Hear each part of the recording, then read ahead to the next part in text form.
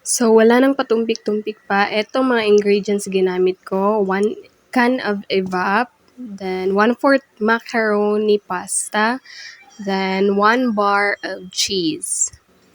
So, itong tatlo lang ang ginamit ko para sa ating snack na gagawin. Optional lang yan. Depende na sa inyo kung anong brand ang gagamitin nyo para sa evap or sa cheese. So, nagpakulo na ako ng tubig dyan at nilagyan ko ng oil para hindi magdikit-dikit yung mga pasta natin. Naglagay na rin ako ng asin. So, ni-mix ko at saka tinakpan para hintayin kumulo.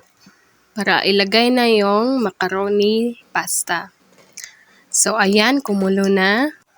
So, ibinuhos ko na kaagad ang pasta at saka nag-antay ng 20 minutes para ito ay lumambot. Pero wag masyadong palambutin dahil papakulaan pa natin yan mamaya ng gatas.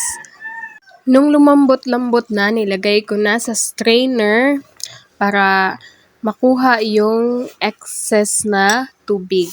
At hinugasan ko sa gripo with the warm water para hindi siya malata. So, ayan, transfer ko na ang ating pinakulo ang macaroni at nilagyan ng cheese. Take note ha, dapat yung apoy nakapatay pa. Then, kinat-cut ko lang ang cheese para madali lang siyang ma-melt. Then, mas okay kung i-shred nyo para mas madali talaga. Then, nilagay ko yung gatas. At bago, i-turn on ang stove.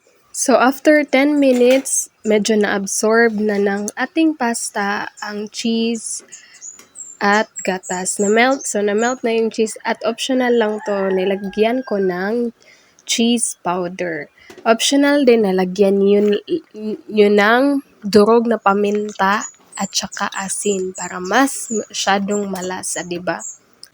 At i-transfer ko na sa big bowl habang mainit-init pa. Masarap itong kainin. Wow, so cheesy, diba? Madali lang itong gawin.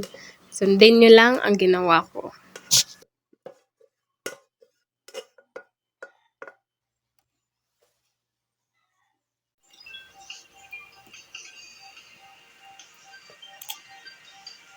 What will you say? Thank you.